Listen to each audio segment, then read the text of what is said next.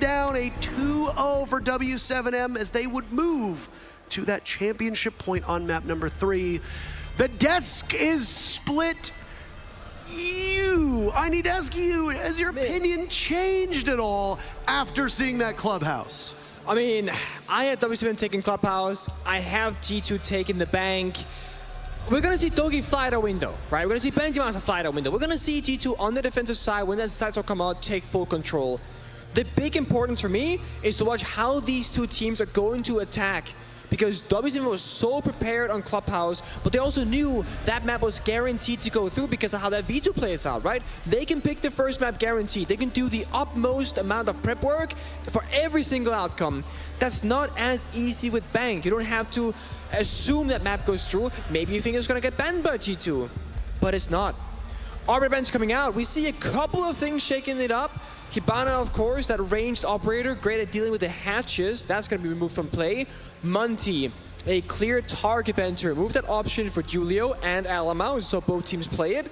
Solus and Valkyrie, always about information. Both teams rely on it. I had in my notes that if you're W7M on defense, play the Mute, play the Mossy, play the Vigil, because we saw G2 on maps like Theme Park, maps like Bank, that heavily relies on information, that are very large in terms of scale. Well, the drone work is how G2 they get the opening kills. So I think the ban plays from both teams makes perfect sense. Starting up top floor as well. W7M, they can play far back, long lines of sight, play near the bomb side, not expose themselves too much to that potential roam clear that might be happening from someone like Benja. Or again, Virtue on the Nuke. Things are shaping up a little bit differently. Of course, it leaves Ying open up. We know the teams love to bring Ying to create that chaos on the execute. They can deal us in the smoke grenades, the secondary heart breacher. Ying is overall a very high value operator on Bank. Now, I did want to mention something that was tweeted out after map number 1. There was a competitive ruling that was announced by League Ops after the conclusion of map number 1. This is a serious thing. Don't groan. Okay. Said during the 6th Invitational 2023 Grand Final match, tournament officials were provided with evidence of foul play, which has led League Ops to launching an investigation and cooperating with both Grand Finalist teams.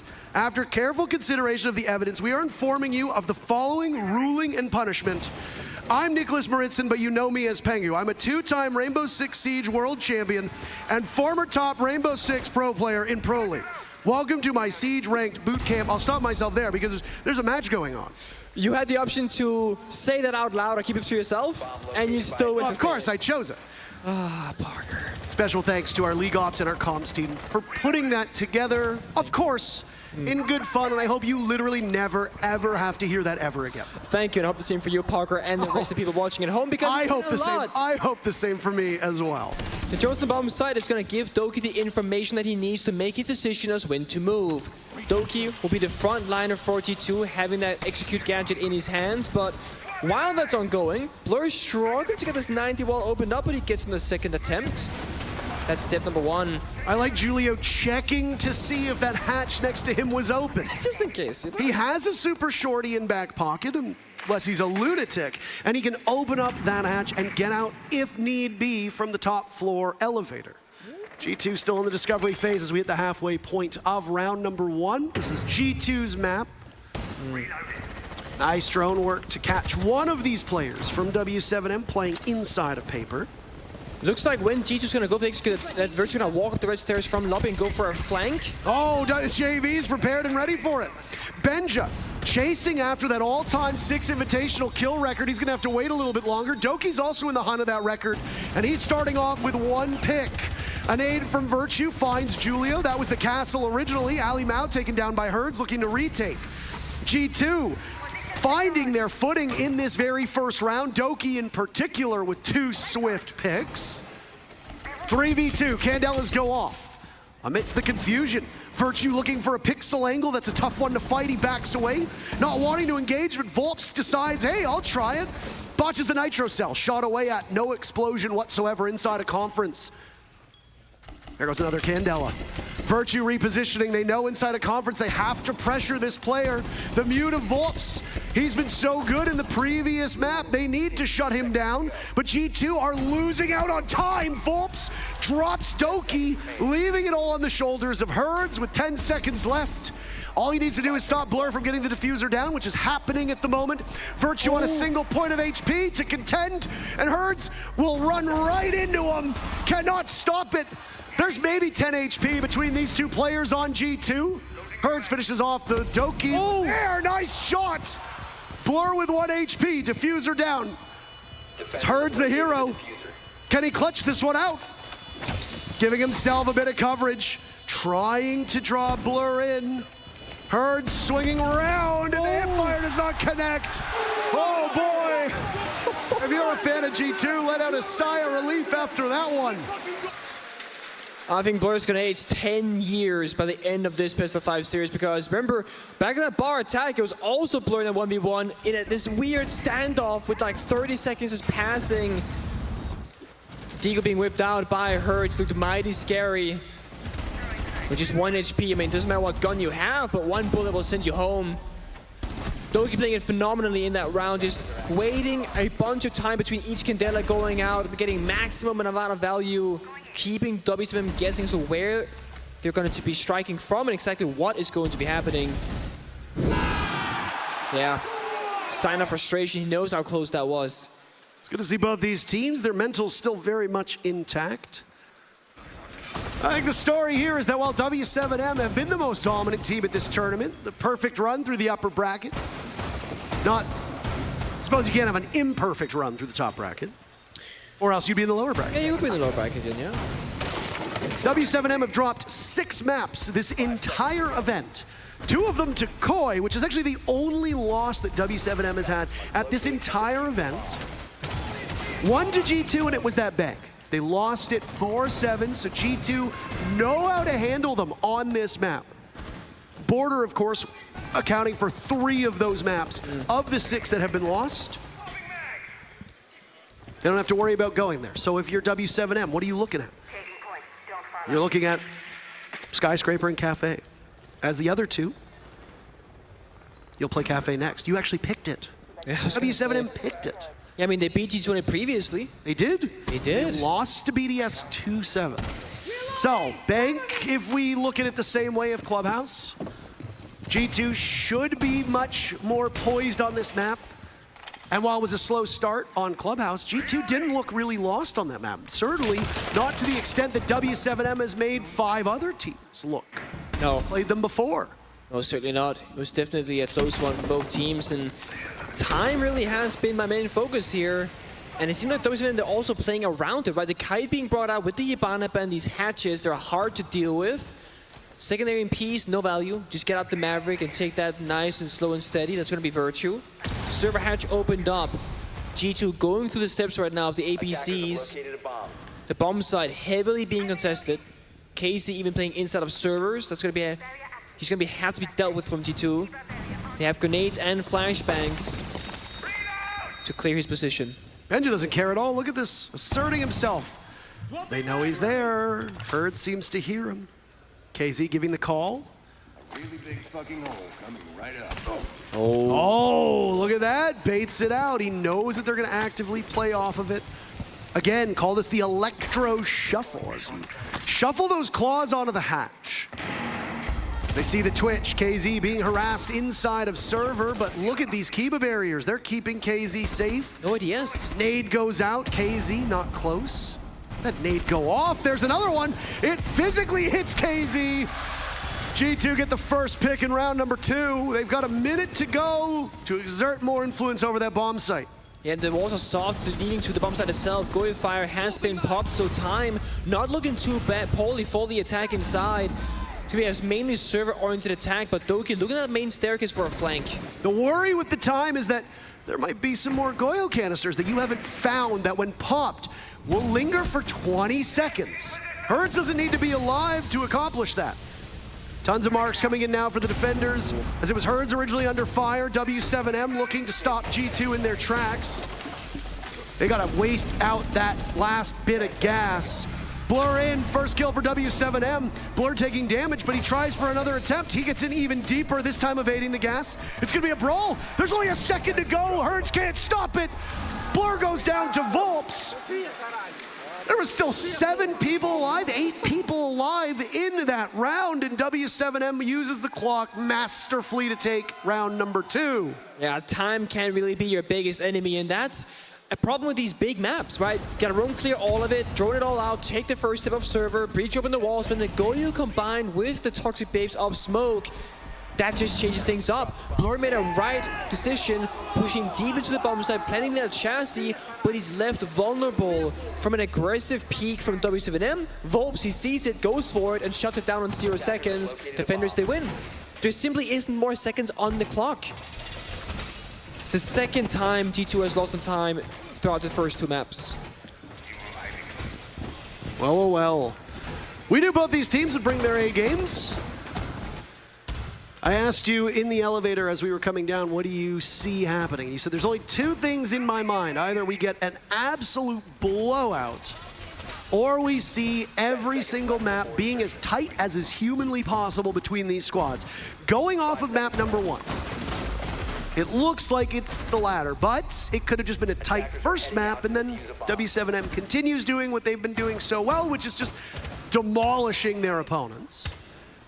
I don't see it being a 3-1, not with the way these teams are playing so far. I think we're either going to need all 5 maps, one of which I hope is unlimited overtime. We only get it in the biggest event of the year. Yeah. Be a shame to not see it be used by these teams. Oh, I fully agree. I love the vigil from KC, just again, nullifying the value of the drones, keeping G2 guessing, because they are droning all of the map right now.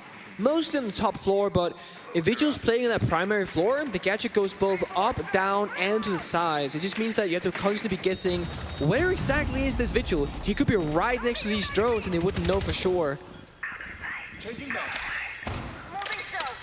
Vigil playing inside of the site, not roaming, not holding map control at the moment for W7M. It's a good theory the teams use with Vigil. Some of them will play him inside of the bomb site, and you'll think to yourself, surely there's not a Vigil anchoring things down. They gotta be above or below. There's a sphere around the Vigil. You don't know, is he in open area? Is he above, inside a stock trading? Is he down below? You don't know. It's a bit of a guessing game, and you can see that's why G2, they're constantly re-droning every angle of the map. Wall is being opened up, but the impact denied's there successfully. Julio uses both of his impacts. Seemingly good value for the defenders. G2 need to ensure that they are not wasting time like they did in that previous round. Getting the diffuser down with only 3 seconds is not ideal ever. Unless there's only 1 defender left, that wasn't the case. Ali Mao rolling a Candela under the castle barricade into staff area. G2 are very much in trouble of stalling out at the moment. Yeah. Most of their players have not moved off of the same spot in the last 30 seconds. It's up to Doki to find an opening, I think, because the execute is just not happening right now. Is KZ really this much of a hindrance for them? That's the real question. Well, JV gets spotted. Virtue gets the very first pick. They manage to find the Vigil. Doki losing the engagement. He had a good first round. Since then, nothing for him. The next point of that spear for G2 is Benjamaster. He called himself the solution.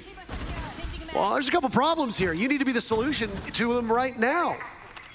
Yeah, still going slow for them. Anima opening up the quadruple wall from bottom heaven. That's going to apply pressure onto Julio. Nice. The nade. This is G2 now. They waited. They were hoping to get some errors to pounce upon, but they are making W7M make those mistakes themselves. Yeah. When G2 can find the openings, they look mighty fine, but when they aren't presented, that's when things really stall out for them. We saw it, and it's W7M kind of contesting a little bit, arguably too aggressively. The nature of open area, the bomb side itself, relatively weak, especially once those walls got opened up in the last 20 seconds of the round. Before that, you're pretty safe. KC aggressed out, got a beautiful shot onto Doki. It must have been an incredible flick on a pre-fire. Yep, last bullet. But then Must have been an incredible clip and a pre-fire. Oh yeah, last bullet. You understand how you just contradict. I said flick. Oh, okay. I said flick. And was it? It was a nice flick. Disagree. G2's statistics in terms of grenade kills, very high. Benjamaster, almost every single grenade in previous games seems to just find their targets. But it's Virtue now on both Clubhouse and Bang, who's playing Nook, finding a 1 grenade kill almost every single time he brings out that operator. By attackers. 10 seconds to go. Attacker repick about to come to a conclusion. 5 seconds remaining. Locked in. Last second, Virtue deciding to go with the Thatcher. Small change. Defuse a bomb. Nook handed over to Benja. That was Virtue playing in fine form on that stealthy Danish operator before. Bomb site will be upstairs. A Nook can get up the stairs very fast, whether it be square stairs or main stairs, and immediately get a pick, especially if a team does late setup. 20 seconds in, it's not uncommon for teams to still be doing soft destruction, maybe even getting a reinforcement or two up. There's one reinforcement in the pocket at W7M if they want at some point to read into this execute from G2 and give themselves a bit of security somewhere else. Let's see those nades can hit their targets again. It's Benji below, cooking a grenade right now. Doesn't go for it. Might have missed a little bit. Just a little bit. Impact grenades a requirement when Ace is played with such reliability, because once that first Selma blows up, an impact grenade will immediately get the second after it drops. And then you plug that hole with the Kiba barrier. KZ's been doing that so far. Azami's pick rate through the roof so far at this event. Yeah, very impactful operator for all these bomb sites. And it's such a versatile operator as well. Deny lines of sight, creates safe spaces, patch up holes. You see it right here, KZ allowing his teammates to feel more comfortable on the bomb site as Anima and Doki are on the rappel outside just looking for free kills, but they're not really showing themselves. Benji on the rotate as well, we see his outline. He's trying to fish with these grenades, he has the information. Oh, there it goes! Ah! So much damage though. Oh, he's got one more.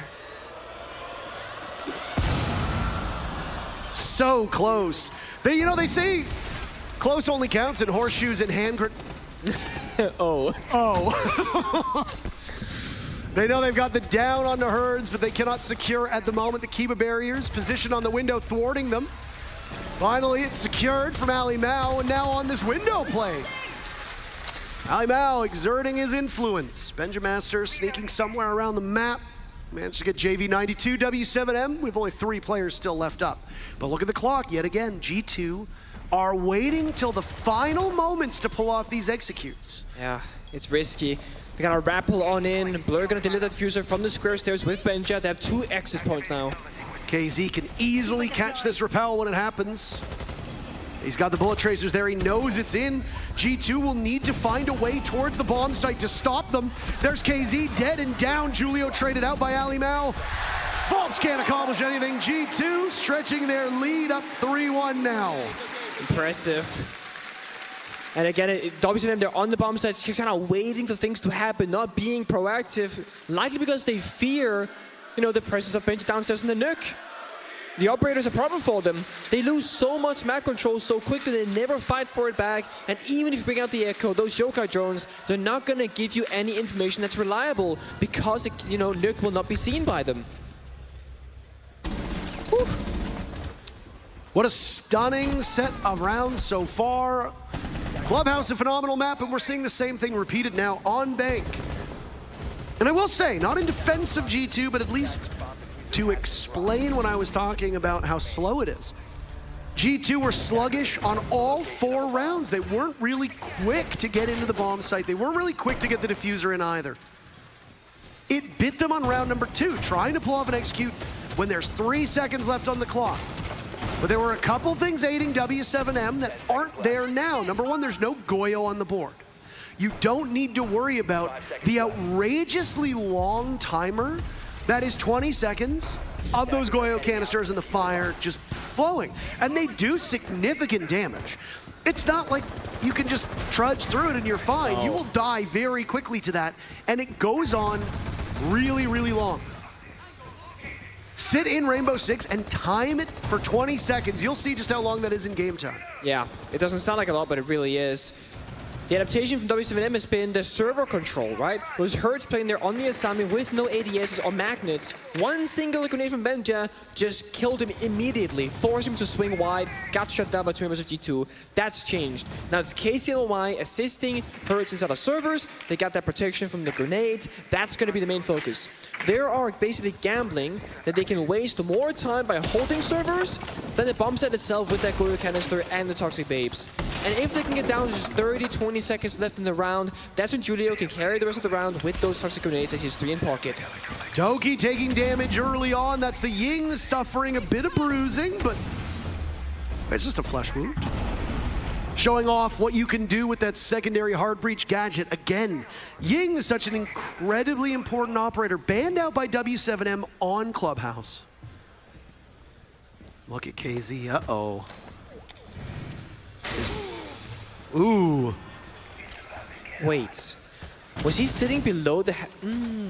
He might have been on the tail, yeah, on the tail below it to deactivate the gate. When he put down the charge, ran away, it activated and got the charge. Wow, genius stuff in that case. KZ taking out Doki, that's kill number 1.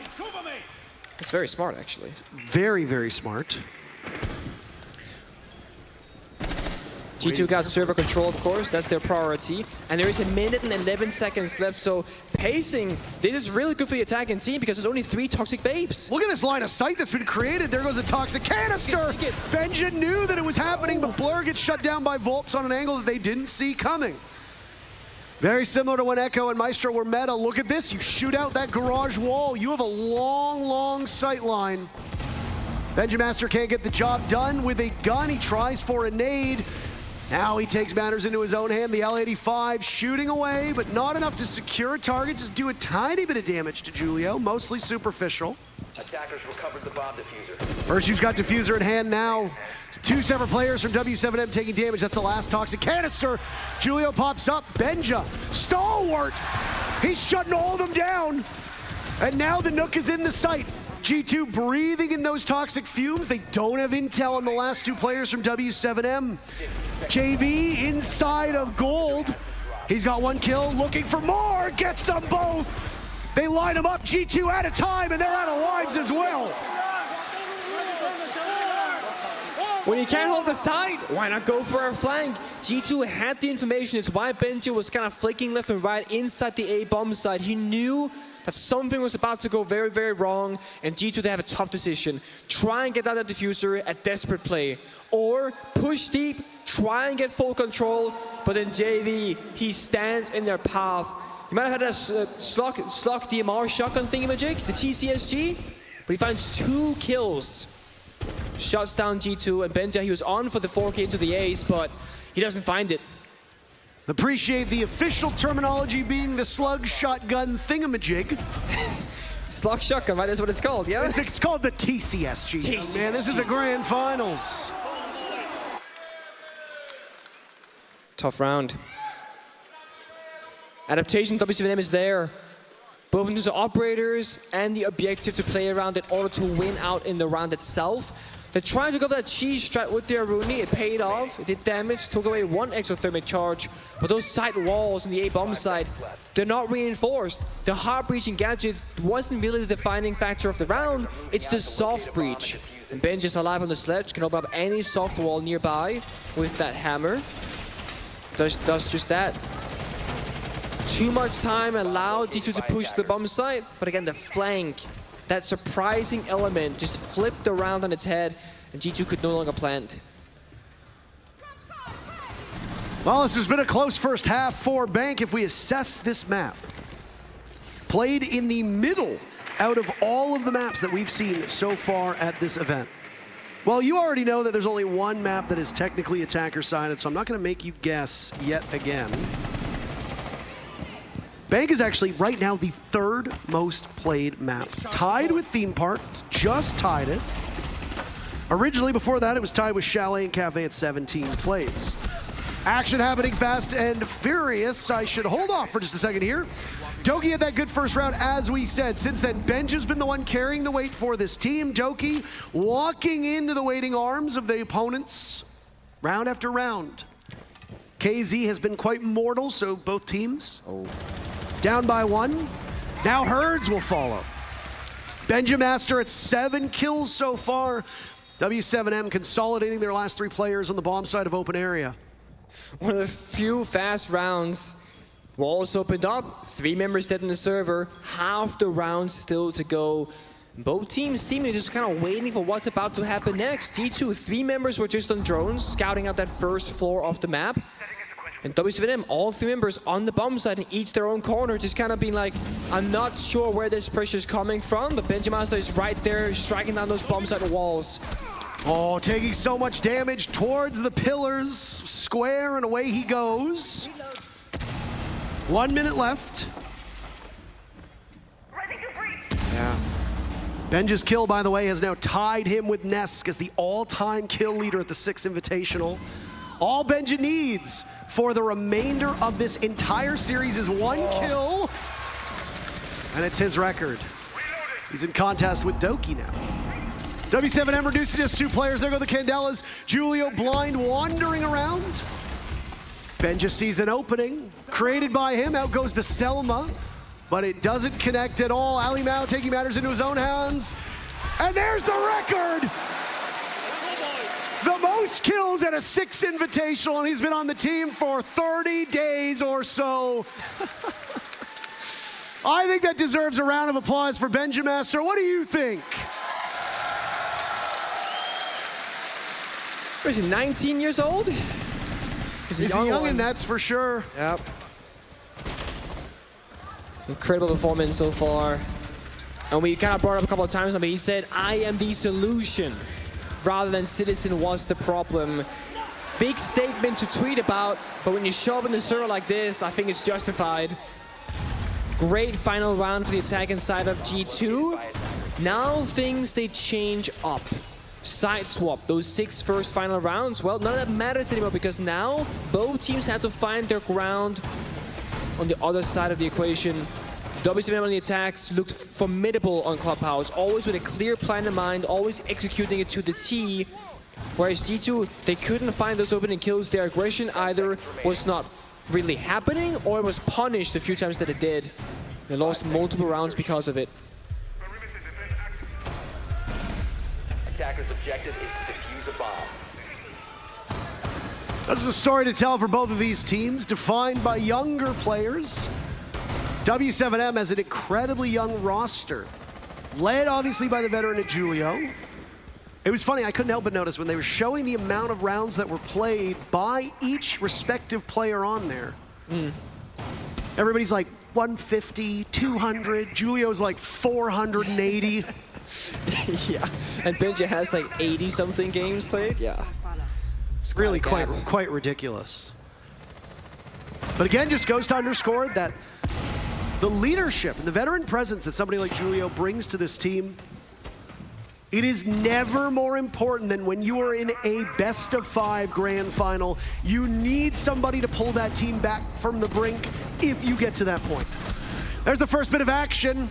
It's that record holder, a Benja, looking for more to continue adding to it. Doki's chasing it too, by the way, and he gets the very first pick of this G2 defense. Nade goes in, Flash goes in. Ali Mao looking for something, can't get it. Blur trades out KZ as Benjimaster goes down. It's an open area hold. Bye-bye Volps. W7M showing some very serious struggles now, but the remainder of Doki is found through the barricade. Blur having a phenomenal round, getting the down on the JV92. Because it was through that barricade, they might not know. Oh, never mind. That's just rude. Disrespectful. Absolutely disrespectful. Julio inside of open area. That was a clinical kill on Ali Mao. The reload coming in. Diffusing now with the drone in front of him to watch the double door again. Cannot talk about the experience he brings.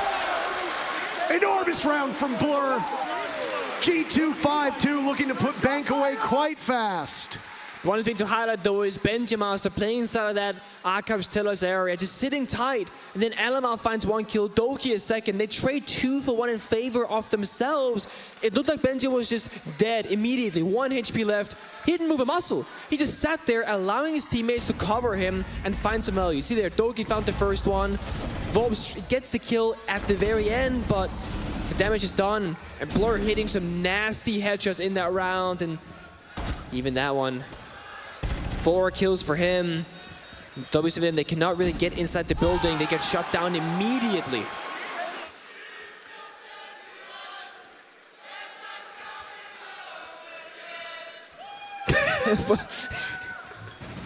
No timeout yet from W7M. Is that correct? Am I just misreading this?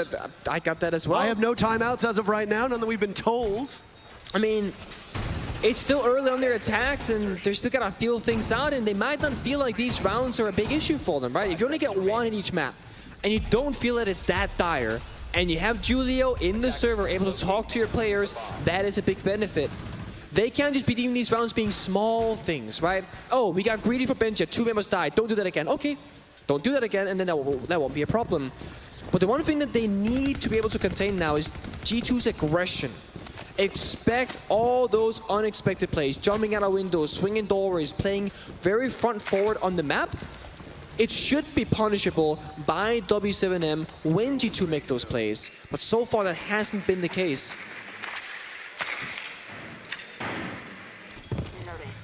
Very critical round here for W7M. Bringing some very nice tools for a Locker CCTV. Execute the first one. Osa. Main point of contention, Virtue. What are you doing, buddy? That's smoke as well. I don't like that at all, and I don't think Fabian's gonna like it too. That just screams of too much confidence. You want to keep your smoke alive, especially if you've got an Osa on the board, especially when the Candelas go down, you expect W7M to rush in. KZ was mighty good in map 1. Looking to make his presence felt inside a garage. Having some struggles. And now he's down, G2 taking the fight right to him. Good isolation kill. The only issue is there's no soft breach from W7M. This wall, it's soft, there's a lot of sight, but they can't plant. They might have to go for a default plant position, which isn't ideal with the O's on the board. You typically don't want to plant that deep server wall in front of Julio, but they can't do it. There's no Sledge, no Sophia, no Ash. This is not ideal for W7M. This is a very fragging heavy lineup at the moment. Get the Osa in with the smoke, try to get the diffuser down as quickly as you can, kill everybody on the way out. Smart. Pretty simple stuff, right? Or so you'd think. Well, there's that first set of smokes. Candela goes in, fire from the Goyo canister, but Julio's now found it. There's no impacts remaining. JV92 waiting to drop from the hatch. He'll do it, surprise! They don't seem to realize the Nook is there, losing out on the fight. Diffuser was going down. It's all in the hands of Volps. How does Benja pull that one off? No Nitro Cell, so they'll just have to engage, and Volps can stop this at any point. He's gonna stick to it and play behind it. This gives somebody from G2 time to get into place.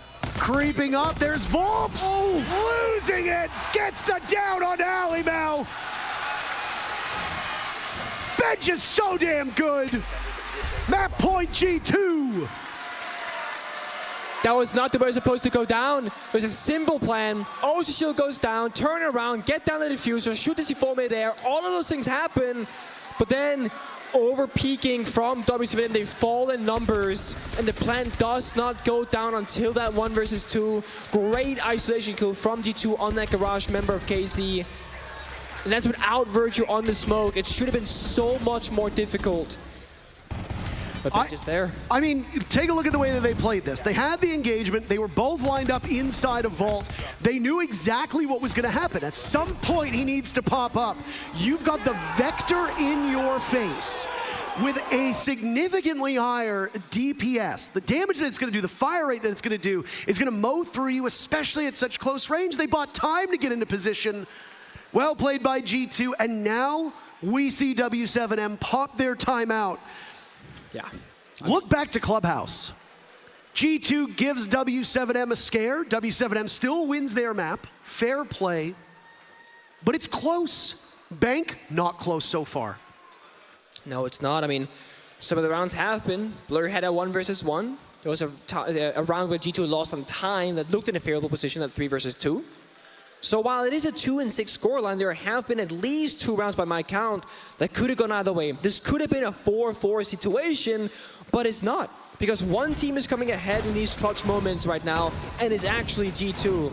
It's Benja in particular, Blur on a round of open area, finding these moments of getting 3 or 4 kills, playing a supreme round of Rainbow Six Siege, and Again, strategically, W7M, they did all the right things. They didn't have a soft breach. Okay, throw out a smoke grenade. Use a hard breach tool to open up a soft wall. Not ideal, but necessary. And it looked like because Virtue was dead that the plan was absolutely free. But it wasn't. You can play a perfect round of Siege in terms of strategy, but if you make one small decision, you lose one important gunfight, all of that value you've gained, the ground that you've recovered, it goes straight back to the opponent. It's what we're seeing time and time again. Correct play for W7M. Benja hits 2 headshots. It doesn't matter. The diffuser has been dropped. Attackers recovered the bomb. Similar story that we saw from G2 in map number 1. Benja and Doki struggling to get kills against the superior W7M attack and defense.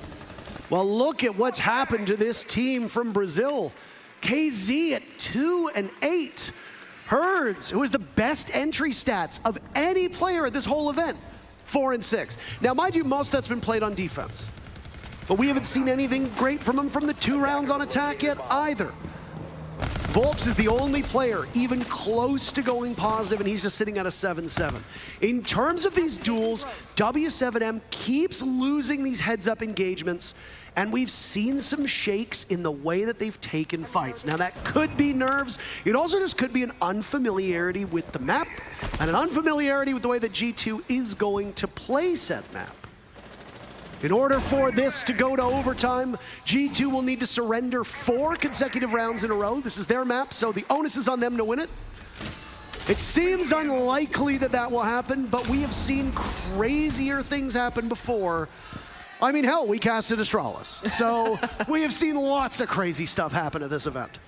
Dare I say that W's been a little bit scared? Outside the building, hiding behind the Osa shield. I'm sure it's good protection, but they're not even inside the building yet. It's been more than half the round. They gotta start going. Otherwise, the clock will be their biggest foe. JV engaging with Blur, not walking away with the pick. Neither of them, both sitting on basically the same amount of HP. There's the toxic gas to go out to answer the smoke. This one, does it connect onto JV? No. KZ now taking some lumps as well. W7M burned 2 minutes off the clock. This round has flown by. It has, but they've gained nothing, right? Bit of damage into Blur, but no actual side presence. Candelas have to go out shortly. In their defense, if there's a team that needs to go into a brawl and come out ahead, it's W7M. This team can pull off so many plays in the cut of an execute. But does it get to that point? Now KZ's on 1 HP. JV is on 1 HP. There's no toxic gas remaining. That is a good sign for W7M when they push. 3 Candelas left. I actually kind of like this for W7M. As long as they can pick their opponents and isolate them, they'll be in good shape. G2 getting the very first pick. Ali Mao from downtown takes out Julio with the diffuser. Yet another for Carl. It's all up to Herds. And you hear the sound of G2 taking map number 2. These teams win their respective picks. We're gonna need at least 4 maps. And not just winning it, right? But convincingly so. That's what happens when you get your map pick and you feel comfortable on it. And again, W7M, they don't look like they prepared as much for Bang than they did of Clubhouse, and it showed in the server. Didn't have the right solutions in those clutch moments, and G2, they steal it 7-2. Cafe up next, picked by W7M. What happens there? That is the question. They left us guessing every single step of the way. Clubhouse was not what we expected, and I'm going to tell you that Bank certainly wasn't what we expected. I did not think we'd see a 7-2 at all on any 5 of these maps. Do you want map number 3?